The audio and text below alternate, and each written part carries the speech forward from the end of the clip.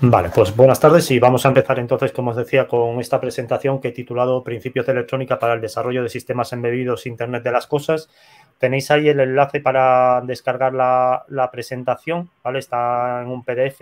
He añadido alguna cosilla porque la presentación la puse, no sé si fue ayer, y he añadido alguna cosilla, pero seguiré añadiendo, entonces habrá seguramente una segunda sesión. Y la parte práctica la voy a hacer con KiCad 6, entonces si queréis ir aprovechando durante la presentación para irlo instalando, pues fenomenal. Como os digo, vamos a empezar desde lo más básico, pensando en una persona que realmente sabe a lo mejor algo de electricidad y de electrónica, pero quiere empezar con una base firme. Entonces, no voy a entrar en detalles complejos porque vais a ver que no es necesario para crear placas de las que solemos usar nosotros en The Think Network. Realmente con un poquito de electrónica digital vas más sobrado. Y lo único que tienes que saber un poco es manejarte con las cinco magnitudes básicas de la electricidad, ¿vale? Las tres principales que prácticamente están, pues eso, lo cotidiano de nuestras conversaciones, pues la tensión, la corriente y la resistencia. Y eso se ve claro en este gráfico que veis aquí, ¿vale? ¿Qué es cada una de estas magnitudes?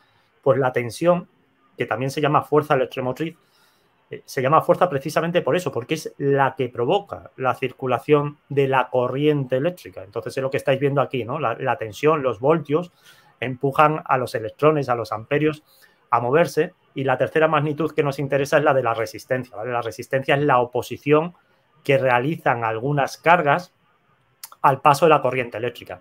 Y no se oponen porque sí, no se oponen gratuitamente, sino que en realidad se oponen para extraer energía de esa corriente eléctrica y convertirla en otro tipo de energía, convertir la energía eléctrica, por ejemplo, en energía calorífica o en energía lumínica o lo que sea, ¿vale? Estos serían los tres conceptos básicos. Si lo queréis ver de una forma práctica, pues lo que todos hemos hecho en el colegio. Cogemos una batería, esta batería es la que genera la fuerza electromotriz, la diferencia de tensión. Tiene un polo positivo, un polo negativo. Esta batería está deseando que los electrones salgan de ella y tienen que salir por algún sitio. Pues salen por este cable que tenemos aquí, que es un conductor, ¿vale? Los conductores normalmente los idealizamos como que tienen resistencia nula. Entonces podríamos suponer que aquí no hay ninguna oposición a la circulación de la corriente eléctrica. La corriente eléctrica lo que va buscando es estar tranquila, es decir, salir de un punto de alto potencial o alta tensión, de un punto que está tensionado, y llegar a un punto de baja tensión, ¿vale? Por eso también se llama la fuerza electromotriz o tensión, también se llama diferencia de voltaje o diferencia de potencial eléctrico, ¿vale? O diferencia de tensión también. Entonces, la corriente eléctrica llega a esta lámpara que tenemos aquí y en la lámpara, ¿qué ocurre? Pues aquí sí que tenemos una carga. Esto sería lo que normalmente llamamos técnicamente carga. En la carga lo que ocurre es lo que os decía antes. Tenemos un elemento que convierte la energía eléctrica en otro tipo de energía. En este caso, la lámpara la está convirtiendo en energía lumínica y energía térmica, porque se calienta levemente. Estos son, como digo, los conceptos que prácticamente todos tenemos en la cabeza. Pero hay otros dos que son muy importantes y que sí que observo muchas veces que hay cierta confusión sobre ellos, que son el de energía y el de potencia. Cuando recibís el recibo de la electricidad, que por desgracia está ahora tan de moda, lo que os cobra la compañía eléctrica son dos conceptos. Por un lado, os cobran la energía que habéis consumido, ¿vale? Habéis consumido tantos kilovatios hora, lo que sea.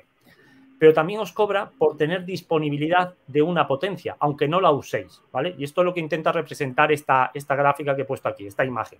Aquí tenemos una jarra, que en lugar de una jarra podéis pensar que es una batería, ¿vale? Una batería como esta que teníamos aquí anteriormente.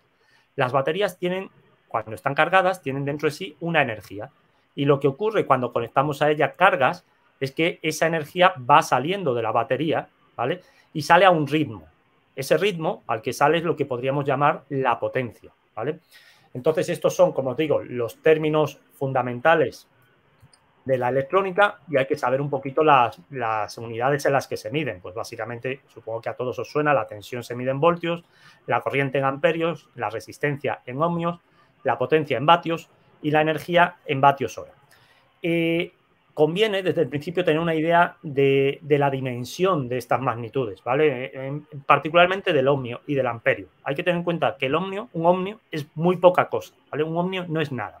Y sin embargo, un amperio es bastante, ¿vale? Para donde nosotros nos movemos en la electrónica, generalmente no vamos a estar manejando amperios. Vamos a estar manejando miliamperios, microamperios o incluso nanoamperios, ¿vale? Y el ohmio pasa lo mismo. El ohmio, al contrario, es una magnitud muy pequeña. Entonces, generalmente no vamos a estar manejando 10 ohmios. Vamos a estar generalmente manejando pues cientos, miles o incluso millones de ohmios, ¿vale? Entonces, esto es desde el principio lo más básico y lo que nosotros vamos a estar es construyendo sistemas embebidos. Se llaman así sistemas embebidos, o en castellano también la literatura se lee como sistemas emporrados a veces de Internet de las cosas. Estos sistemas básicamente se componen de 3 elementos. Se componen de un microcontrolador, periféricos y alimentación eléctrica. Y he destacado la alimentación eléctrica porque en nuestro caso es esencial. Fijaos en esto que tenéis aquí. Esta imagen, lo que tenemos aquí en la imagen esta, es lo que llamamos generalmente un nodo o una mota, ¿vale? La mota viene del término remoto, ¿vale? Fijaos, ¿qué es lo que establece el tamaño de la mota? ¿Por qué la mota tiene este tamaño? Pues si os fijáis, tiene ese tamaño precisamente por la parte de la energía, por la parte de las baterías. Las baterías son las que han determinado completamente el tamaño de esta mota. Esto para nosotros es muy importante, la parte de la energía, porque queremos que nuestros dispositivos aguanten mucho tiempo, pero a la vez que queremos que aguanten mucho tiempo, nos encontramos con la dificultad de que los sistemas de energía que tenemos actualmente son muy voluminosos. Realmente nosotros podríamos hacer los nodos más pequeños, pero al final no los hacemos más pequeños porque las baterías son así de grandes. No tenemos otra opción, ¿vale? Entonces, aquí a la derecha tenéis los componentes básicos. El microcontrolador, ahora lo veremos con más detalle, es básicamente un ordenador. Tenemos la fuente de alimentación y este microcontrolador lo que va a tener va a ser una serie de periféricos. Los periféricos pueden ser, por ejemplo, sensores, puede ser una memoria para almacenar las medidas de esos sensores, o bien puede ser un receptor de radio, que es, en nuestro caso pues será LoRa y enviaremos los datos por LoRa, ¿vale? Estos son los componentes básicos de un sistema embebido de Internet de las cosas. ¿Qué es el microcontrolador? Aunque todos lo tenéis más o menos claro, pero quizás conviene siempre destacar que es una especie de ordenador, como un ordenador convencional, el que estamos usando ahora mismo para mantener esta videoconferencia, pero en el que los periféricos cambian. En este ordenador que estamos usando ahora nosotros, pues ¿con qué nos relacionamos con el ordenador? Con el teclado, con la pantalla, con el ratón, con la impresora. Bien, pues los microcontroladores son como ordenadores, pero los periféricos que tienen no son esos, sino que directamente interactuamos con sus periféricos a través de pines. Es decir, no tenemos un teclado, no tenemos un ratón directamente, sino que interactuamos con los pines y los periféricos tienen nombres un poco más que nos pueden parecer menos familiares, como puede ser ADC o GPIO y demás, ¿vale? Entonces, aquí os he puesto, por ejemplo, un microcontrolador. Pues un microcontrolador, ¿de qué está compuesto? Pues de la unidad central de procesamiento, de la CPU. Luego va a tener memoria o memorias, como veremos posteriormente, y luego tiene los periféricos. Los periféricos pueden ser conversores analógicos digitales, sistemas de comunicaciones asíncronas, lo que sea, ¿vale? Una serie de elementos. Eso es lo que hay dentro del microcontrolador. Pero por fuera, ¿qué aspecto tiene? Pues por fuera, lo que nosotros vemos, con lo que nosotros vamos a estar trabajando, tiene un aspecto como este que veis aquí. Básicamente, lo que vamos a trabajar nosotros son estos pines. Y a través de estos pines, si os fijáis en cada uno de ellos hay un rótulo que nos indica a qué periférico nos permite acceder. Por ejemplo, este pin, el número 3 que estoy marcando aquí, me indica que en ese pin podría acceder al canal 5 del conversor analógico digital, ¿vale? Bueno, pues eso es lo primero que debemos tener en cuenta. ¿Cómo vamos a interaccionar con esos pines? Pues los pines en los microcontroladores pueden ser de dos tipos. Pueden ser de entrada y o de salida, ¿vale? Un mismo pin puede ser pin de entrada y pin de salida, no a la vez, pero lo podemos configurar para que actúe de una forma o de otra. ¿Qué es un pin de entrada? Pues un pin de entrada es un pin que utilizamos para medir una señal, para medir algo, ¿vale? Por ejemplo, ahí podemos colocar un sensor de temperatura y podríamos medir en esa entrada la temperatura. No medimos la temperatura directamente, sino que la medimos a través de una señal. Ahora os comentaré lo que es la señal, ¿vale? Pin de salida. Pues el pin de salida es justo lo contrario. Es un pin con el que nosotros controlamos algo, ¿vale? Un pin de salida lo usaríamos para controlar un actuador. Por ejemplo, lo podríamos utilizar para encender un LED, para encender un motor o demás, ¿vale? ¿Qué es una señal? Estoy hablando de esto de señales, ¿vale? Pues la señal es simplemente una forma de codificar información y generalmente lo hacemos con una tensión, ¿vale? Una tensión que varía con el tiempo. Yo creo que se entiende mejor con estos dos ejemplos que he puesto aquí. Todos habéis visto seguramente alguna vez un pulsador Morse como este que tengo aquí. Este pulsador, cuando lo pulsa el operador, lo que ocurre es que él marca puntos o rayas. Es decir, lo que hace es generar una señal que varía entre dos niveles de tensión, nivel de tensión alto y nivel de tensión bajo. Cuando quiere marcar un punto, la señal es un pulso corto, y cuando quiere marcar una raya, la señal es un pulso largo, ¿vale? Esto sería lo que llamamos una señal digital, o también se suele llamar señal discreta. Por el contrario, pensemos, por ejemplo, en el regulador de volumen de vuestro sistema de música, un potenciómetro, ¿vale? Cuando movemos el potenciómetro, el regulador de volumen, lo que ocurre es que tenemos una variación de tensión generalmente constante, ¿vale? Os podéis imaginar que estamos subiendo el volumen, pues la tensión está subiendo. Queremos bajar el volumen, pues la tensión está bajando. Eso es una señal, ¿vale? Estamos codificando información, estamos codificando nuestra intención de subir o bajar el volumen, la información, en forma de una señal eléctrica. En este caso, los dos ejemplos que he puesto son de voltaje, aunque los hay también de otro tipo de magnitudes, ¿vale? Y como os digo, en principio tenemos señales que son digitales, como la del pulsador Morse, o bien analógicas o continuas, como está del ejemplo que os ponía del potenciómetro del sistema de audio. Ahora vamos a ver con un poco más de detalle qué es lo que hay dentro de estos microcontroladores. Y he cogido un ejemplo que a todos nos suena, porque es el que va en el Arduino Uno, ¿vale? Es el microcontrolador Atmega 328P. Este es el aspecto, lo que veis a la derecha es el aspecto que tiene el microcontrolador. Son pines, como hemos visto antes. Pero internamente, ¿qué hay? Pues internamente hay un montón de elementos y conviene familiarizarse al menos con los esenciales. Obviamente el esencial de todos es la CPU, ¿vale? Es el sistema de procesamiento central. Pero esa CPU, que es una máquina que es capaz de ejecutar instrucciones, necesita sacar esas instrucciones de algún sitio. Las instrucciones no están en la CPU, ¿vale? Esas instrucciones están almacenadas en algún sitio, en una memoria, ¿vale? Y obviamente esa memoria no puede ser volátil. No puede ser que si desconectamos el microcontrolador y lo volvemos a conectar, el programa con las instrucciones haya perdido.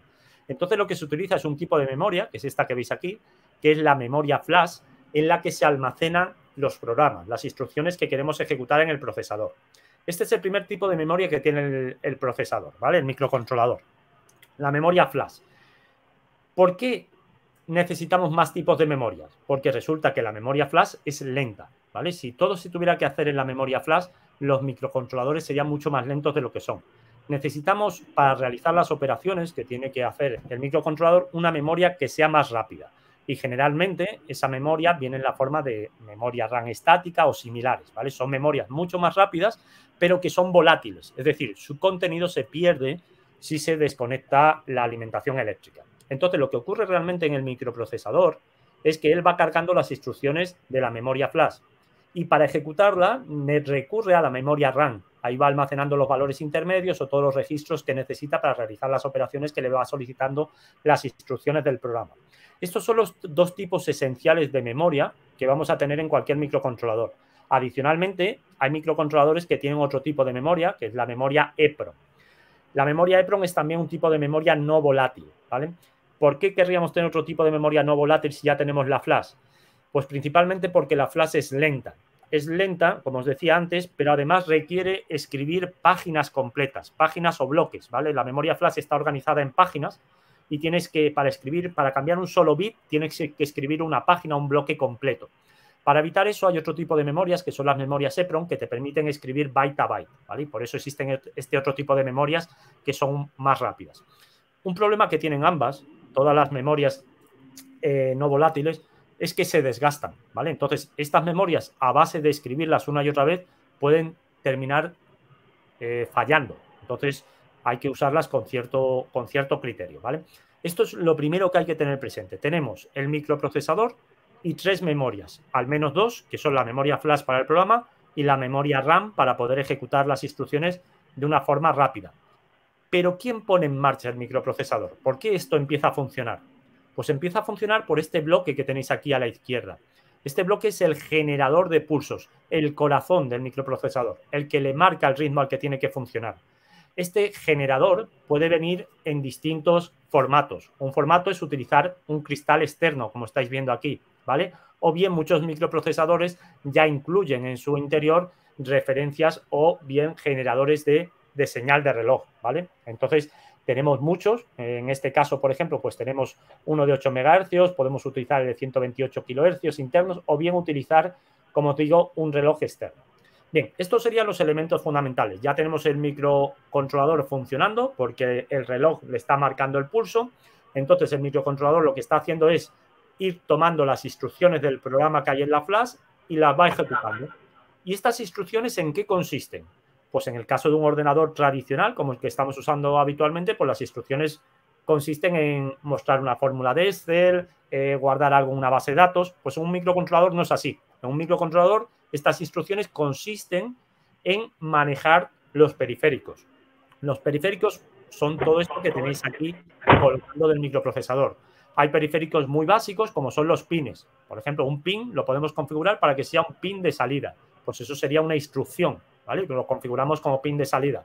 O bien tenemos otros periféricos que son más complejos. Por ejemplo, aquí tenemos un periférico que es un conversor analógico digital. Pues nos permitiría digitalizar una señal y saber cuál es su valor.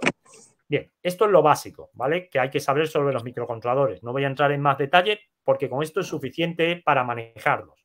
Lo que sí conviene entender es que hay muchos tipos de microcontroladores, ¿vale? Os he enseñado un Atmega 328P, que es un microcontrolador muy básico, y nosotros vamos a usar en esta tarde pues el RAC 3172, que es bastante más avanzado.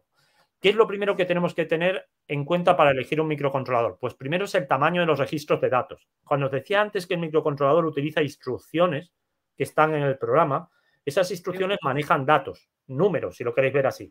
Pues esos números tienen un tamaño. Y ese tamaño es el tamaño del registro. Entonces tenemos microcontroladores de 8 bits, de 16 bits, de 32 bits, de 64 bits, ¿vale? Generalmente, 8 bits debería ser peor. Porque dices, bueno, es que con 8 bits, si tengo que hacer operaciones con números muy grandes, me va a tocar ejecutar un montón de instrucciones. Y tienes razón. Pero realmente se siguen utilizando mucho los microcontroladores de 8 bits porque tienen una ventaja interesante y es que consumen poco, ¿vale? Entonces, aunque cada vez se va tendiendo más al manejo de controladores de 32 bits, los de 8 bits siguen estando bastante presentes.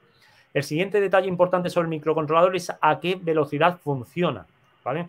Entonces, la mayoría de los microcontroladores, aunque parezca raro, tienen un reloj interno, o bien se le puede poner un reloj externo de 32.768 hercios. Esto parece muy raro, ¿vale? Y lo vais a ver un montón de veces, 32.768 kilohercios. ¿Por qué tienen este reloj? Bueno, pues este reloj lo tienen porque precisamente si tú tienes una señal de esa frecuencia, es muy fácil conseguir una señal de un segundo, ¿vale? Existe un sistema que es un desplazador de registros que se llama, pero no tiene interés aquí ahora mismo. Lo interesante es que a partir de una señal de esta frecuencia es muy fácil obtener una señal de un segundo. Y eso a nosotros, en nuestro mundo real, en la unidad mínima con la que trabajamos generalmente las personas es el segundo, ¿vale? Entonces, por eso es interesante. Pero hay muchas otras velocidades. Por ejemplo, un Arduino Uno, pues por defecto viene a 16 MHz. Si usásemos un SP32, pues tiene 2 núcleos a 160 MHz. Una Raspberry Pi 4, pues la podéis poner, si no la forzáis, a 1,5 GHz. Daos cuenta la velocidad a la que laten los corazones, que os estaba hablando antes de estos microcontroladores. 16 millones de operaciones por segundo, ¿vale? Tened en cuenta que cada hercio no tiene por qué ser una operación directamente, ¿vale? Hay tipos de microcontroladores que requieren varios ciclos de reloj para realizar una operación, pero sí que nos da una idea de lo rápido o lo lento que es ese microcontrolador. Otro detalle importantísimo, el número de núcleos que tiene el microcontrolador. Nosotros vamos a estar trabajando hoy con microcontroladores de un único núcleo, pero si tuviéramos 2 núcleos, en realidad es como si tuviéramos 2 microcontroladores y podríamos ejecutar 2 programas en paralelo, ¿vale? Tenemos microcontroladores de 4 núcleos, en vuestros teléfonos móviles probablemente tengáis uno de 8 núcleos y demás. Luego la memoria, lo que os he contado antes. ¿Cuánta memoria RAM tiene mi microcontrolador? Pues hoy por hoy, por ejemplo, una memoria flash de 32K, que es lo que tiene la Atmega 328, se considera poco, ¿vale? Eso está muy limitado. Para Internet de las cosas nos da justito. Entonces, generalmente, pues iremos mínimo a 128K o similar. La memoria RAM, pues pasa un poco lo mismo. La memoria RAM que tiene un Atmega 328, creo recordar que eran 2K. Eso es muy poquito, ¿vale? Normalmente nosotros iremos pues a 32K o similar. Luego, esencial, la tensión de alimentación del microcontrolador. Antiguamente, pues lo típico eran 5 voltios. Ahora cada vez más estamos en 3,3 voltios o en 1,8 voltios, ¿vale? Entonces eso hay que tenerlo en cuenta porque si tú tienes un microcontrolador de 3,3 voltios, seguramente no le va a sentar bien que le conectes algo que vaya a 5 voltios en uno de sus pines, ¿vale? Eso te puede traer problemas. Muy importante para los microcontroladores, lo que consumen. Hasta hace recientemente no se preocupaban mucho los fabricantes del consumo. Era algo que no tenía mucho interés. Entonces los microcontroladores consumían a destajo. Pero desde hace por lo menos ya 8 o 9 años tenemos microcontroladores que están diseñados específicamente para consumir poco.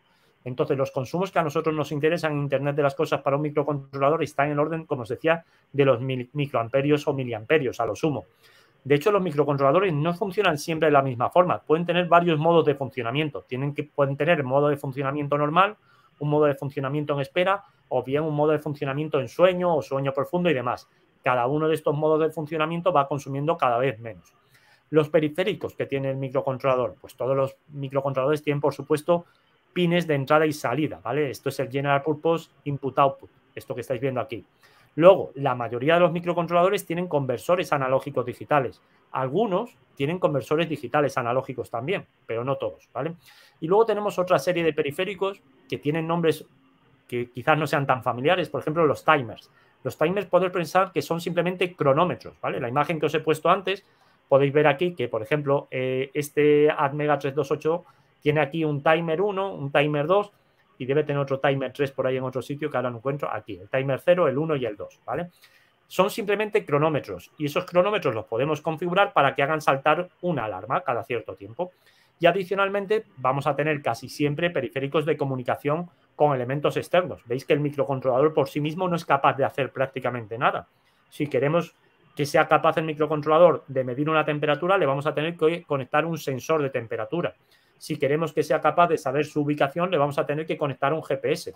Pues para eso vamos a encontrar distintos tipos de periféricos que tienen estos nombres como USAR, I2C, SPI, CAN y otros, ¿vale? Y por último, ¿cómo podemos programar el microcontrolador? Todos los microcontroladores se pueden programar de un modo que se llama bare metal, ¿vale? A pelo, por así decirlo. Es decir, programar el microcontrolador tal cual, sin más facilidades, yendo directamente a programar las instrucciones del sistema de instrucciones que utilice ese microcontrolador. Sin embargo, cada vez es más frecuente que a medida, sobre todo, que los microcontroladores van teniendo más potencia, por ejemplo, microcontroladores de 32 bits o superiores, es habitual que tengamos al menos sistemas operativos de tiempo real. Esto es, por ejemplo, lo que podemos usar en el Rack 3172 que vamos a utilizar hoy, pues ya podemos utilizar un sistema operativo de tiempo real y eso nos facilita muchísimo las cosas, ¿vale? O bien, en equipos todavía más potentes como una Raspberry Pi, pues vamos a encontrar ya sistemas operativos completos, ¿vale? Estos son los conceptos fundamentales a la hora de elegir un microcontrolador. Aquí os he puesto lo del Atmega 328, pero simplemente para que esté como referencia, ¿vale? Para que os hagáis una idea de las capacidades que tiene este microcontrolador. Vamos a la parte que quizás es un poco más rara y es cómo conseguimos programar el microcontrolador. Cuando usamos el ordenador normal, pues nosotros programamos con Visual Code, con lo que sea, Visual Studio o lo que vosotros programéis.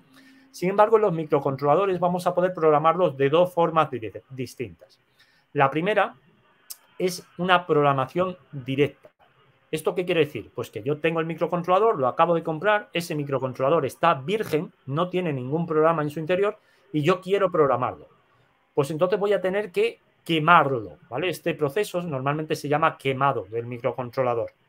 Y hay muchos estándares, ¿vale? Por ejemplo, tenéis el estándar ISP que usa Atmel, tenéis el ICSP que usa Microchip, tenéis el SW de ARM, tenéis el JTAG que se utiliza para sistemas compuestos. Hay muchos estándares para programar directamente un microcontrolador. Vais a necesitar, como os digo, un burner, un equipo especial. Por ejemplo, este que tenéis aquí, que es el J-Link, que es uno de los más populares, pues entiende todos estos estándares y podréis programar cualquier microcontrolador que sea compatible con él. Por ejemplo, el Rack 3172 lo podríamos programar porque utiliza SWD. O bien, un Arduino lo podríamos programar porque utiliza un ISP. Esto, aunque se puede hacer, tiene dos inconvenientes. El primer inconveniente es que es un poquito complicado, no mucho, pero un poquito complicado. Y el segundo es que estos dispositivos son caros, ¿vale? Son caros en comparación con los que vamos a ver a continuación. Entonces, lo que se suele hacer es que lo primero que se quema en un microcontrolador es un programita especial, un programita que se llama bootloader, ¿vale? Es un programita que va a estar ya siempre presente en nuestro microcontrolador. Y ese programita lo único que va a hacer es permitirnos cargar otros programas en el microcontrolador, pero utilizando un método más sencillo, ¿vale? Y más económico. Por ejemplo, muchos microcontroladores incluyen, o el bootloader más habitual es el bootloader serial, es decir, que nos va a permitir cargar programas en el microcontrolador utilizando simplemente un puerto serial, o bien un conversor USB, como tenéis aquí. Otros microcontroladores también permiten, por ejemplo, OTA, que es over the air, cargar el firmware por el mismo aire, o sea, por radio. Pues esto se puede hacer en microcontroladores que incluyen Wi-Fi, Bluetooth, también el LoRa, aunque no está muy avanzado, ¿vale? Estas son las opciones que tenemos para programar. Es decir, cuando el microcontrolador lo compras, generalmente vendrá virgen y tendrás que utilizar un burner para cargarle el bootloader. Y una vez que ya tengas el bootloader cargado, pues ya podrás usar cualquier conversor serie normal y corriente para seguirlo programando. Más cosas interesantes. Los microcontroladores. ¿Cómo sabemos todas estas cosas que os estoy contando? Pues las sabemos porque vienen todas escritas en unos documentos que se llaman hojas de datos, ¿vale? Las hojas de datos son largas, son aburridas, son engorrosas, como os digo ahí, pero son simplemente imprescindibles, son esenciales, las tenemos que usar, ¿vale? Entonces, por ejemplo, aquí os he puesto el caso del STM32WL5, que es el que utilizamos, el que viene dentro del rack 3172, pues tendríamos que ir y leernos esa hoja de datos, ¿vale? Pues la hoja de datos está en la primera página, pues en este caso es una hoja de datos abreviada, que son 147 páginas, pero para que os hagáis una idea, son hojas de datos de aproximadamente pues miles de páginas, ¿vale? Entonces hay mucha lectura ahí. Lo único bueno que tienen las hojas de datos es que una vez que te has leído una, ya todas las demás te parecen muy similares, o al menos sabes dónde buscar la información que te interesa, ¿vale? Vamos a empezar por el periférico más sencillo, ¿vale? El periférico más sencillo son los propios pines que actúen como entradas o como salidas. Entonces, si tú te vas a la hoja de datos del rack 3172, por ejemplo, te vas a encontrar esta definición para GPIO, ¿vale? Pues cada uno de los pines puede ser configurado por software como salida, push-pull o bien open drain, o bien como entrada, con o sin pull-up o pull-down. Este es el tipo de jerga que te encuentras generalmente en las hojas de datos. Entonces, si estás habituado a ella, pues lo ves como lo más natural del mundo. Pero el primer día que lees esto, no tienes ni idea de lo que te están hablando. Lo vamos a ver aquí hoy, ¿vale? Detalles muy importantes. Aparte de ir a ver la descripción general de los periféricos, hay una parte de las hojas de datos que se llama características eléctricas, ¿vale? Esa parte son tablas. En esas tablas te dice cuánto aguanta ese microcontrolador o cuáles son sus capacidades. Entonces, por ejemplo, fijaos aquí, he puesto cuáles son las características de voltaje. Entonces, me está diciendo que este microcontrolador que vamos a utilizar nosotros puede admitir hasta un máximo de 3,9 voltios. Es decir, si yo lo alimento a 5 voltios, voy a tener un problema. Es posible que lo queme, ¿vale? Entonces, ojito con eso. Hay que leer las hojas de datos, al menos lo que os digo, lo esencial. Y luego también otro detalle interesante. Fijaos, en otra parte de las características eléctricas está referida directamente a los pines, ¿vale? Y en esos pines me está indicando que los pines son capaces de admitir o de proporcionar un máximo de 20 miliamperios, ¿vale?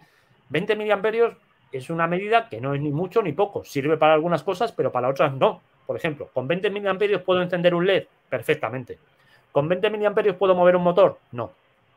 ¿Vale? Entonces eso hay que tenerlo en cuenta, que si mi pin solo genera 20 miliamperios y yo necesito mover un motor que a lo mejor me está exigiendo 100 o 200 miliamperios, voy a tener que poner algo en medio. Y ese algo generalmente pues, se llama driver o buffer, ¿vale? Un elemento intermedio. Bueno, para manejarnos con la electrónica basiquísima que vamos a ver aquí, solo hace falta dos fórmulas, ¿vale? Una fórmula es esta que estáis viendo aquí y que supongo que os sonará de la EGB o de la primaria, lo que hayáis estudiado, que es la ley de Ohm, ¿vale? La ley de Ohm te dice que la tensión es igual a la intensidad por la resistencia. No hay nada más, ¿vale? No hay ningún misterio aquí. Entonces, el otro día alguien me preguntó, ¿cómo elegís los valores de los componentes que aparecen en los esquemas? Realmente es que es muy fácil. En electrónica digital es muy fácil. En electrónica analógica es otra historia, ¿vale? Pero en electrónica digital, imaginaos que yo quiero encender un LED, ¿vale? Un LED, lo sabéis todos lo que es la típica bombillita esta pequeña. Es un dispositivo que realmente tiene dos pines, uno que se llama ánodo y otro que se llama cátodo. Y cuando pasa la corriente eléctrica por él, produce luz, ¿vale? ¿Cuál es el problema que tiene el LED? Pues el LED, a diferencia de la lámpara, en una lámpara, si nosotros le vamos subiendo la tensión, pues cada vez va brillando más y más y más y más. Y llega un momento en que se funde, porque no aguanta más. Pues a los LED son un poco más críticos. Los LED no les gusta que le cambiemos la tensión. Tienen una forward voltage, que se llama un voltaje directo recomendado. Por ejemplo, este LED que os he puesto aquí dice que a él le gusta que se le alimente a 20 miliamperios y que en tal caso produce una caída de tensión de 1,8 voltios, ¿vale? Entonces, ¿qué ocurre si yo tengo aquí en esta batería 3 voltios? Pues si yo conecto la batería sin más al LED, lo quemo. Para evitar que los 3 voltios se tengan que disipar en el LED, lo que hago es añadir una resistencia. Y en esta resistencia se va a disipar parte de la tensión y en esta LED la otra parte, la parte que me interesa. ¿Vale? Entonces, ¿cómo hago para calcular esta resistencia? Ya imagino que lo sabéis hacer todos porque es el caso más típico, ¿vale? Pero nos sirve un poco para plantear el contexto. Fijaos, esta resistencia tiene que ser tal que cuando la recorran 20 miliamperios me provoque una caída de tensión de 1,2 voltios. ¿Por qué 1,2? Porque 1,2 es el exceso desde 1,8 hasta 3 voltios. Es decir, el exceso que no es capaz de manejar el LED lo tengo que hacer caer en la resistencia. Entonces aplico la ley de Ohm y es 3 menos 1,8, que son 1,2, tiene que ser igual a la intensidad por la resistencia. Como la intensidad son 20 miliamperios, que es 0,02, me da que tengo que poner una resistencia de 60 ohmios, ¿vale? Esa es la resistencia que tengo que poner aquí. Así de sencillo, ¿vale? No hay más historia. ¿Voy a poner una resistencia de 60 ohmios? Pues seguramente no, ¿vale? Seguramente voy a poner una resistencia de 100 ohmios o incluso más. ¿Por qué? Porque resulta que los valores de las resistencias están normalizados, ¿vale? No hay resistencias de todos los valores que tú quieres. Están normalizados en series. Entonces, las series más típicas que utilizamos hoy son la E12 y la E24, ¿vale? La E12 es esta que veis aquí en esta columna, que se caracteriza porque tiene 12 valores, y la E24 se caracteriza, como podéis imaginar, porque tiene 24 valores. Entonces, para que veáis el ejemplo, si utilizásemos resistencias de la serie E12, esta serie solamente tiene en cada década, es decir, del 1 al 10, solamente tiene los valores que empiezan por 1, por 1,2, con 1,5, con 1,8, hasta con 8,2. ¿Eso qué quiere decir? Que en la serie 12 existen estas resistencias, ¿vale? Existen resistencias de 10, de 12, de 15, de 100, de 120, de 50, de 1000, de 1200, de 1500, pero, por ejemplo, no existe una de 20.000, ¿vale? Porque no existe el 2 entre estos valores, ¿veis? Se salta del 1,8 al 2,2. Entonces, ¿qué resistencia elegiríamos en esta serie si antes nos ha salido que teníamos que poner una resistencia de 60 ohmios? Pues obviamente me tendré que ir por exceso, no me podré ir por defecto, porque si pongo una resistencia menor, al final estaré haciendo que el LED tenga que soportar mayor caída de tensión. Entonces me tengo que ir por exceso y la inmediatamente superior a 60 ohmios son 68 ohmios. Pues esa sería la resistencia que pusiera. Como os digo, generalmente no somos tan finos y seguramente a ese LED le encasquetaríamos una resistencia de 100 ohmios, de 200 ohmios o incluso de 300 ohmios, sin ningún problema, ¿vale? Vamos a ver otro ejemplo que me va a permitir introducir la segunda fórmula que hay que tener presente al trabajar en electrónica, que es la fórmula de Joule, ¿vale? Imaginaos que el mismo LED lo queremos hacer funcionar con una batería de 12 voltios. ¿Qué resistencia tendríamos que poner? Pues si hacemos los mismos cálculos y demás, no me enredo, me sale que tengo que colocar una resistencia de aproximadamente 510 ohmios, ¿vale? Si vamos a la tabla que veíamos antes, vemos que 510 no hay y que el más próximo son 560, ¿vale? Pues ponemos una resistencia de 560 ohmios, ¿vale? Así ya lo tengo todo resuelto. Bien, en realidad, si somos muy finos, como os decía antes, si pongo una resistencia mayor de 510 ohmios, en realidad lo que está ocurriendo es que ya no están pasando 20 miliamperios por el LED, sino que están pasando algunos menos, ¿vale? Y si están pasando algunos menos, la tensión que provoca, la caída de tensión que provoca también sería algo menor. Como os digo, este tipo de detalles no solemos entrar en ellos, ¿vale? Generalmente lo que hacemos es utilizar lo que se llama la teoría del punto gordo, ¿vale? Usar un valor más o menos. Y esto es muy típico en electrónica, así como también es muy típico el idealizar los componentes, ¿vale? Yo, por ejemplo, una resistencia, según la fórmula de la ley de Ohm, es V igual a I por R. Si viéramos su gráfica, sería una recta. En realidad no es así, ¿vale? Los idealizamos. Y no hay ningún problema, ¿vale? Todo funciona perfectamente porque realmente hay mucho margen. Bien, en este caso, introducimos la siguiente fórmula, ¿vale? La ley de Joule. Las resistencias provocan una caída de tensión. Pero ¿cómo consiguen provocar esa caída de tensión? La única forma de hacerlo es convirtiendo la energía eléctrica en otro tipo de energía. La resistencia lo que hace es convertir la energía eléctrica en energía calorífica. ¿Y cuánta energía convierte? Pues eso me lo dice la ley de Joule, ¿vale? Me dice que la potencia que se disipa en una resistencia es el cuadrado de la intensidad que la recorre por la resistencia, por el valor de resistencia de ese elemento, de ese componente. En nuestro ejemplo, ¿vale? En nuestro ejemplo del LED con 12 voltios, ¿qué ocurre? Pues que tenemos que hacer pasar 20 miliamperios por una resistencia de 560 ohmios. Y eso me está dando 0,22 vatios. Entonces tengo que elegir una resistencia. El valor de la resistencia ya lo he elegido, pero no basta con eso. Tengo que elegir también el empaquetado, el formato de la resistencia. Como veis aquí a la derecha, hay muchos formatos de resistencia, ¿vale? Estáis viendo aquí de 1/4, las hay también de 1/8, de medio vatio, de 1 vatio, de 2 vatios. Entonces, imaginaos que queremos hacer este ejemplo de 12 voltios. ¿Pondríais esta resistencia de 1/4 de vatio? Hombre, va un poco fina, ¿vale? Va un poco ajustada. 0,25 vatios para 0,22 yo no lo haría. Pues me iría seguramente a una resistencia de medio vatio. Esto es una chorrada, pero hay veces que se pasa por alto y los LEDs se queman, las resistencias se queman y demás, ¿vale? En el otro ejemplo que teníamos con el LED alimentado de 3 voltios, si os lo estáis preguntando, pues la resistencia que hay la potencia que hay que disipar en la resistencia es muy baja, es de 30 milivoltios, ¿vale? Entonces eso realmente lo podríamos soportar incluso con una resistencia SMD 0603, que son las resistencias estas pequeñitas de montaje superficial que estamos usando recientemente en los talleres. Entonces ya sabemos un poquito lo básico de los microcontroladores y la electrónica y vamos a ver ahora cómo montamos un proyecto. O sea, cuando alguien nos dice, oye, me gustaría un nodo de tal tipo, ¿cómo lo hacemos? Pues normalmente los pasos que seguimos son estos que veis aquí. Primero, establecer los requerimientos. Los requerimientos es ¿qué quiero? ¿Qué quiero hacer? ¿Vale? Cuando ya conocemos los requerimientos, esto te lo va a dar el cliente o la persona con la que estés hablando, lo que tienes que hacer es una especificación, es pensar cómo lo consigues, ¿vale? ¿Cómo consigues eso que quieres? Eso es la especificación. Luego viene la parte de elegir los componentes. Esto es un rollo absoluto, ¿vale? Realmente lo que nos ocurre es que cuando vamos ganando experiencia en el diseño de electrónica, cada vez tendemos más a usar componentes que ya hemos usado anteriormente porque los conocemos, ¿vale? Y sabemos de qué pie cojea, qué particularidades tienen. Y cuando tenemos que introducir un componente nuevo, pues bueno, pues hay que estudiarlo bien, hay que tener cuidado. Ahora tenemos una dificultad añadida que es la escasez de componentes que tenemos, que nos está haciendo a veces pues ser muy ingeniosos y buscar soluciones a veces un poco raras. Bien, ya tenemos todo esto hecho y ya viene a la parte de empezar a trabajar, el prototipado. El prototipado es muy importante, hacer a la vez el prototipado hardware y el prototipado de software, ¿vale? Lo que llamamos el firmware. Si se hace primero el uno y luego el otro, nos podemos encontrar con sustos. Nos va a pasar igualmente, ¿vale? Pero vamos a intentar que sean los menos posibles.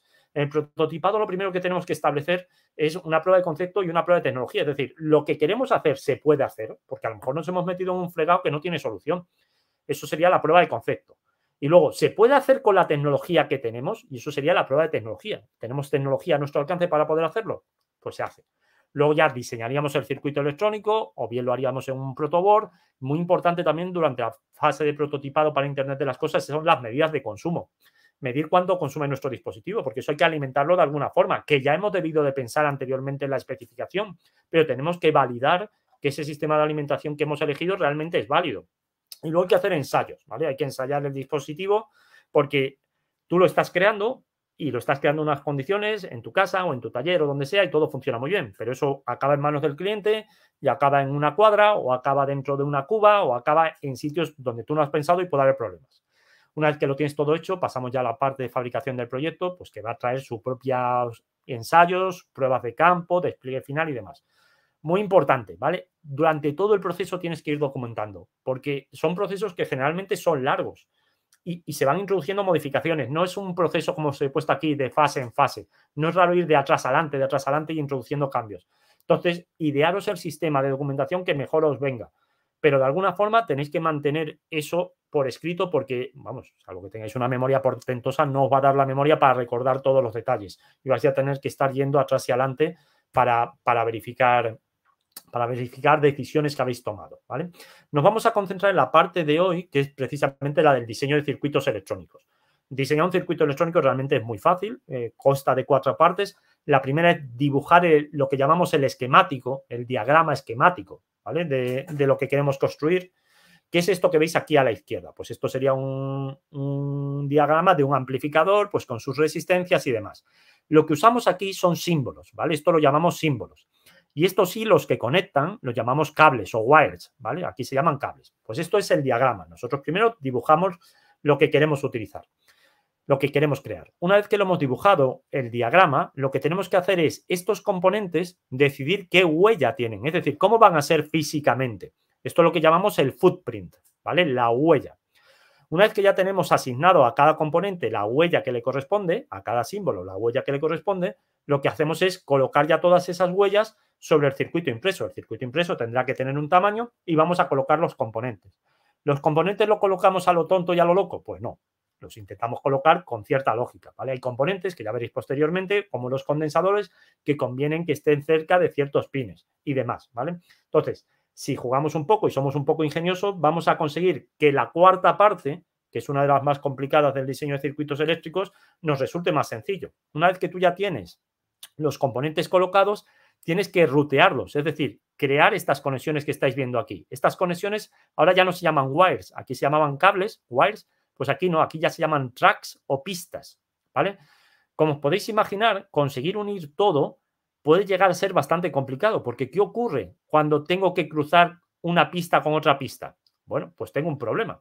Si tengo que cruzar, normalmente lo que se hace es crear una vía, ¿vale? Una vía es simplemente un agujero, por ejemplo, pensad en esta pista. Llego hasta aquí y imaginad que tengo que pasar a este otro lado. Pues creo una vía aquí, que es un agujero, y ahora sigo la pista por la cara de atrás del circuito impreso y crearía otra vía aquí y aparecería aquí, ¿vale? Vías, por ejemplo, son estos puntitos rojos que estáis viendo ahí. Pues ese es otro término que tenéis que conocer, el término de vías. Y para resumir, básicamente, en los circuitos impresos lo que vamos a tener son caras, capas o layers, se llaman de las tres formas. Generalmente nosotros utilizamos circuitos de dos caras, ¿vale? La cara front y la cara back, que también se llaman cara de componentes y cara de soldadura, más tradicionalmente. Y luego el otro concepto importante son las vías, ¿vale? Estos puntos que os he dicho, tenemos los vías, los pads son los pines de las huellas y las caras. Eso es básicamente lo que hay que entender del diseño de circuitos eléctricos. ¿Qué vamos a hacer ahora? Pues con KiCad lo que vamos a hacer es crear un proyecto nuevo y vamos a empezar por lo más básico. Vamos a crear un proyecto, vamos a acceder al editor de esquemas. Esto es KiCad, lo que os he puesto aquí, ¿vale? Y como veis tiene un editor de esquemas, que es la parte que vamos a hacer hoy, y del editor de esquemas luego pasamos al editor de circuitos impresos, que es esta segunda parte que tenemos aquí, ¿vale? Hoy vamos a tener que utilizar también el editor de símbolos, porque vais a ver que cuando intentemos añadir el rack 3172, ese símbolo no existe en Eagle. Entonces lo vamos a tener que crear, ¿vale? Entonces los pasos que vamos a hacer ahora básicamente es, para introducirnos un poco al manejo de KiCad, vamos a crear una rama básica de resistencia más LED y esa rama básica la vamos a enganchar a un pin del rack 3172 y además vamos a añadir los elementos de soporte del rack 3172. ¿Estos elementos de soporte qué son? Pues todos los microcontroladores, si leéis la hoja de datos, va a venir otra sección donde te dice conexiones mínimas o algo similar, ¿vale? Se suele llamar así. Y ahí te va a decir, oye, pues este pin para que el microcontrolador arranque lo tienes que conectar al reset y hacer lo que sea, pues con una resistencia y un condensador. Te dan ellos los valores, tú no tienes que pensar nada, ¿vale? Adicionalmente, pues obviamente necesitas de alguna forma programar ese microcontrolador. Entonces vas a tener que crear un puerto que son simplemente unos pines para poder conectar ahí el programador y poder programarlo, ¿vale? Entonces eso es lo que vamos a hacer a continuación. Entonces, lo que voy a hacer es arrancar KiCad. Si lo tenéis vosotros, lo podéis ir arrancando también, ¿vale? Y vamos a hacer pues esta demostración básica. Entonces, cuando arrancas KiCad, te encuentras con algo parecido a esto. Aquí puedes ir a Archivo, Nuevo Proyecto y crearías un proyecto nuevo. Conviene ser un poquito ordenado, ¿vale? Porque si no es un follón importante. Entonces, yo voy a crear aquí uno que lo voy a llamar Curso KiCad. Es el proyecto que voy a crear. Y como veis, ya directamente cuando creo el proyecto, él me ha generado aquí dos archivos. Un archivo que es el esquemático, que es donde vamos a colocar los símbolos y los wires, y luego otro archivo que es el circuito impreso, que es donde vamos a colocar ya las huellas y los tracks, ¿vale? Entonces vamos a empezar por el editor de esquemas. Si yo voy al editor de esquemas, que es esta de aquí, lo que estoy viendo es una hoja para dibujar el esquemático y esta hoja está ahora mismo en blanco. Tengo que dibujarlo todo aquí. ¿Con qué lo voy a dibujar? Con estas herramientas que tengo aquí a la derecha. ¿Qué herramienta fundamental vamos a utilizar? Esta. Esta es la herramienta que me permite añadir símbolos. ¿Qué quiero hacer yo? Pues quiero añadir una resistencia. Pues elijo esta herramienta y como veis me aparece un cuadro de diálogo en el que directamente ya tengo distintas categorías de componentes. Tengo un montón de ellas, ¿vale? Y dentro de ellas hay un montón de componentes a su vez. Entonces lo más cómodo es buscar. Si yo quiero colocar una resistencia, pues escribo ahí resistor, por ejemplo, y como veis me aparece aquí una resistencia que es la resistencia small, ¿vale? Hay muchos tipos de resistencia, potenciómetros, lo que sea.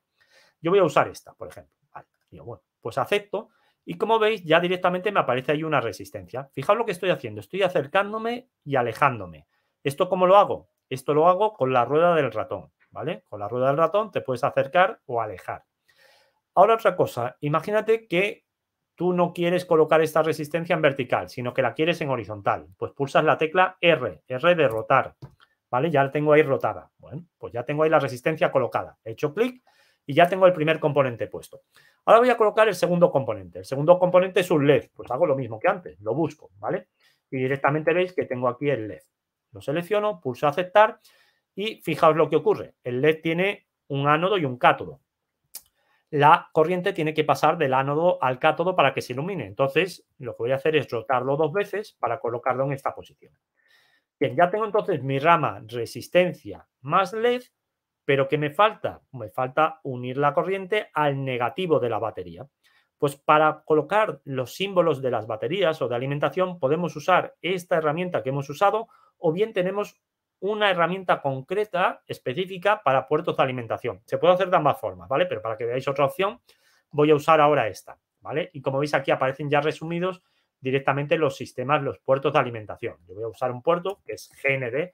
La tierra generalmente la llamamos así, ground, GND.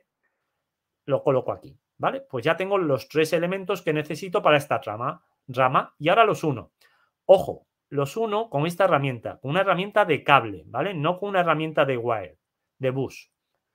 Si no tenéis esto en castellano, a mí se me está haciendo raro porque lo estoy viendo en castellano y generalmente lo uso en inglés, ¿vale? Entonces, aquí en preferencias le podéis cambiar el idioma. No sé dónde estará, pero estará por ahí en algún sitio la opción de cambiar el idioma. Vale. Ah, no, está aquí debajo directamente. Seleccionar idioma, ¿vale? Ahí está en español, pues lo ponéis en el idioma que prefiráis. Bien, como os digo, vamos a unirlo entonces con cables. Pues simplemente hago clic y uno S con S. Ojo con los cables, ¿vale? Tienes que hacer clic en la punta. Fijaos lo que ocurre aquí. Yo he hecho clic en medio. Esto puede darme problemas, ¿vale? Hay que hacer clic en la punta y unir un extremo con otro. Si tienes dudas de si se ha unido algo correctamente, tienes esta herramienta, ¿vale? Esta herramienta es para resaltar los cables y los pines. Entonces, si yo selecciono esa herramienta y hago clic sobre este cable, veis que se ha iluminado el pin, se ha iluminado parte del LED. Eso me indica que está correctamente conectado, ¿vale? Así podríamos saber si está conectado o no. Bueno, pues ya tenemos esa rama creada. Bien, pues ahora vamos a poner el rack 3172. ¿Cómo pongo el rack 3172? Pues el proceso sería el mismo. Me vengo aquí, busco rack 3172 y la hemos fastidiado, porque no hay rack 3172, ¿vale? Como no hay, me lo tengo que crear. Pues esto es un poco rollo, pero no hay que parar aquí porque te encuentres con esta dificultad, ¿vale? Va a haber dificultades más importantes que esta. Simplemente lo que hacemos es crear un símbolo nuevo. Entonces ya hemos visto aquí 3 herramientas o 4 y ahora vamos a fijarnos en esta parte de la barra de herramientas. Veis que aquí tenemos una opción para crear, eliminar y editar símbolos. Justo es esta la que necesitamos en este caso. Necesitamos crear un símbolo. Pulso y lo que va a ocurrir es que se va a abrir el editor de símbolos. Los símbolos en KiCad están organizados en librerías. Cada una de estas categorías que veis aquí es una librería. Yo lo que voy a hacer es que como es un símbolo que voy a usar yo a título particular, me voy a crear una librería solo para ese símbolo. O bien os podéis crear una librería para todos vuestros símbolos. Hay grandes fabricantes como Sparfun o Adafruit que tienen sus librerías de símbolos disponibles en repositorios de GitHub que podéis descargar y tiene un montón de símbolos. Bien, entonces empiezo creando una librería nueva. Archivo, nueva librería, ¿vale? Y lo primero que te pregunta es importante. ¿Quieres que esa librería esté disponible para todos los proyectos que crees en KiCad o solamente para este proyecto que estás creando actualmente? Bueno, pues yo en este caso lo voy a crear solamente para este proyecto. Va a ser una librería local para este proyecto. Y le tengo que dar un nombre, ¿vale?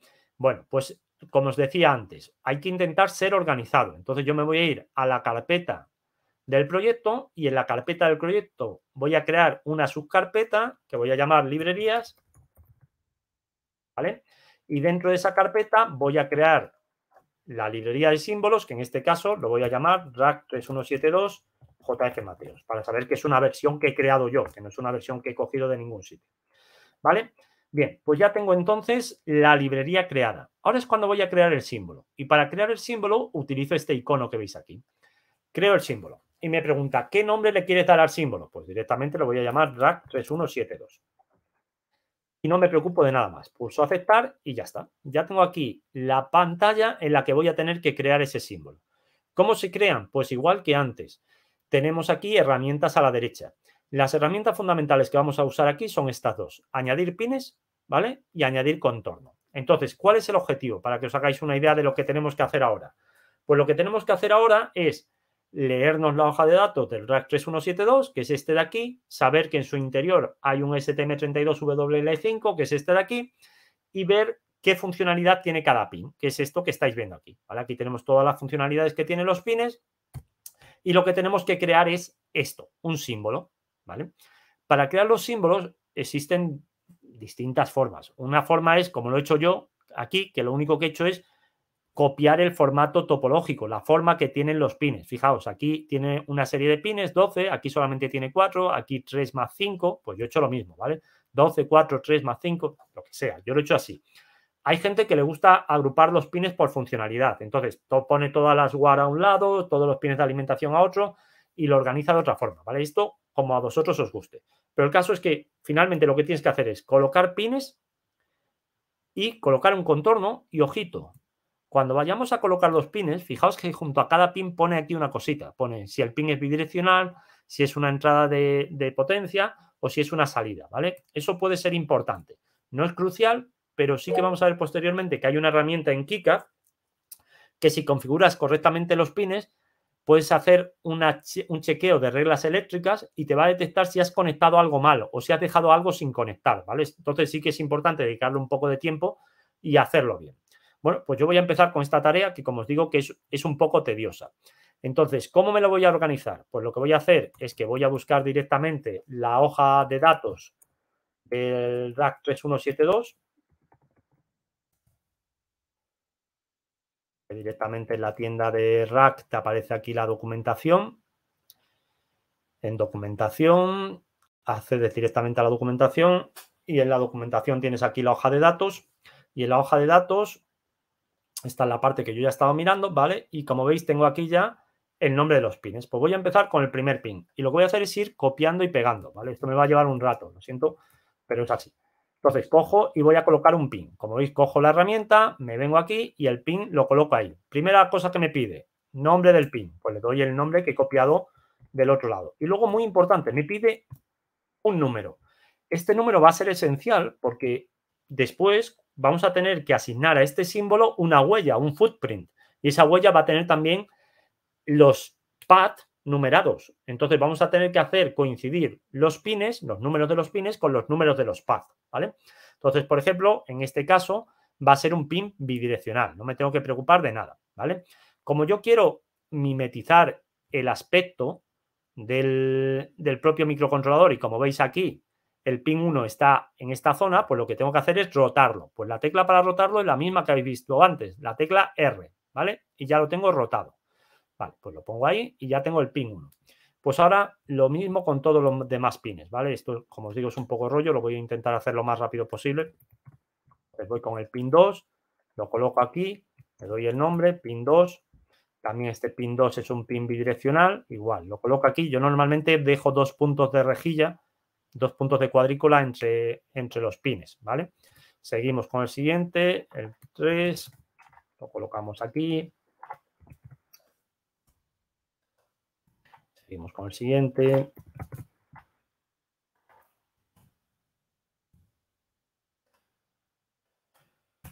Vale, el 4. Vamos con el siguiente. No sé si os estáis fijando, de donde estoy copiando los nombres de los pines te indica si son de entrada o de salida, ¿vale? Esto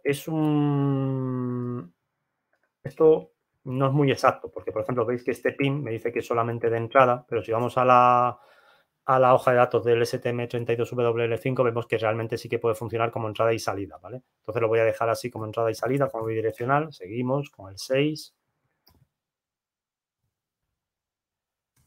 el 7. Fijaos, aquí estoy llegando a unos pines que son muy interesantes porque son los pines de programación. Como os decía antes, hay distintos estándares de programación. Uno es el SWD, que es el que se utiliza para ARM. Lo que viene dentro del RAC 3172 es un STM32 que utiliza el juego de instrucciones de ARM, ¿vale? Y por eso tiene estos dos pines. Bueno, pues este sería el pin 7.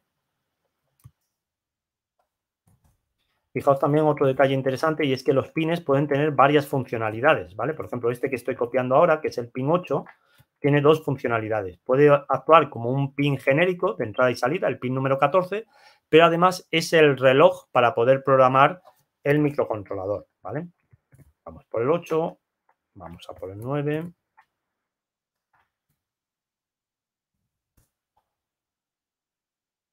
Vamos a por el 10.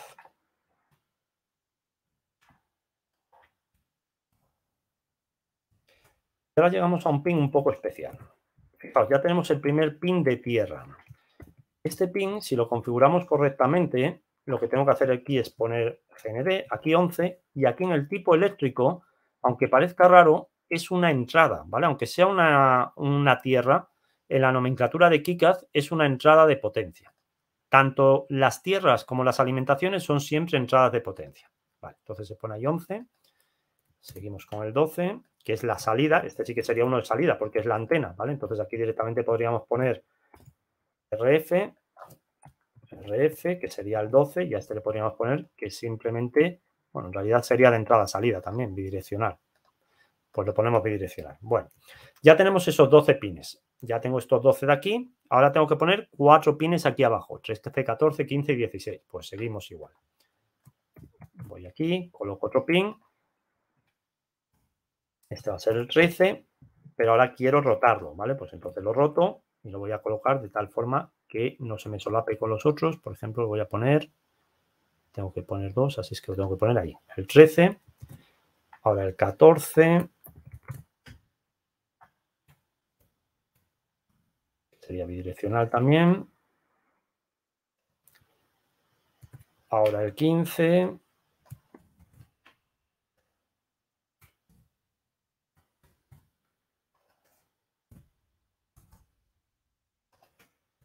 Y ahora el 16.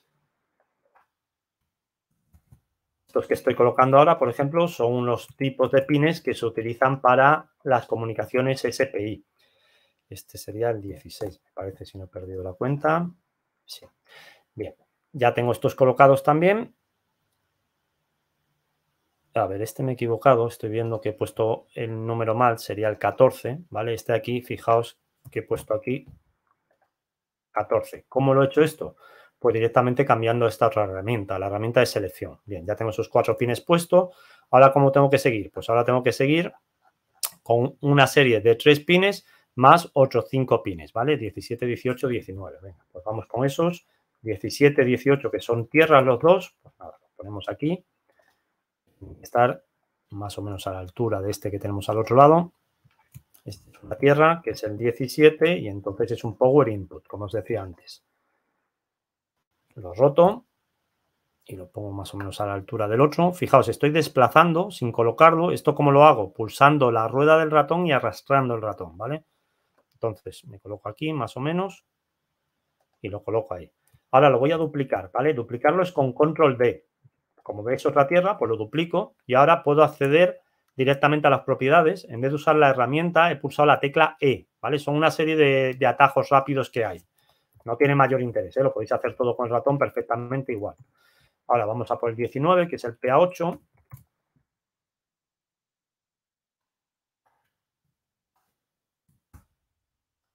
Seguimos con el 20, que es el PA9. Sería una serie de 5 que tengo que poner aquí. 1, 2, 3, 4, 5. Entonces tendría que ir más o menos a esta altura. Sería el 20. Este ya sería bidireccional.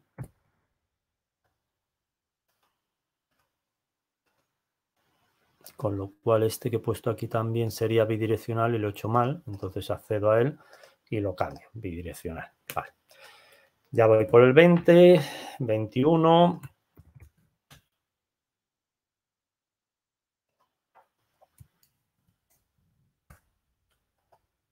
22, el reset. El reset, por ejemplo, es solo de entrada, lo podríamos poner que es solo de entrada. El 23, que es una tierra. Power input otra vez. El 24 es la alimentación eléctrica. Este circuito es curioso porque solamente tiene una alimentación eléctrica, ¿vale? Es frecuente que los microcontroladores tengan varios pines de entrada y salida. Y fijaos, aunque es la alimentación, es un power input también, exactamente igual que la Tierra, ¿vale? Bien, pues ya tengo aquí del 20 al 24 y ya estamos casi terminando, creo, ¿no? Vamos a revisar aquí esto, del 20 al 24 y ahora todos los demás van arriba, que son 1, 2, 3, 4, 5, 6, 7, 8. Vale, pues entonces cogemos el 25 y directamente colocamos un pin ahora aquí arriba. Va a ser el 25. Se va a ser bidireccional. Lo roto para colocarlo donde me interesa y en realidad son, he dicho 8, entonces sería 1, 2, 3, 4. Iría ahí más o menos más arriba para que no se solape. Pues por ejemplo ahí 25, 26,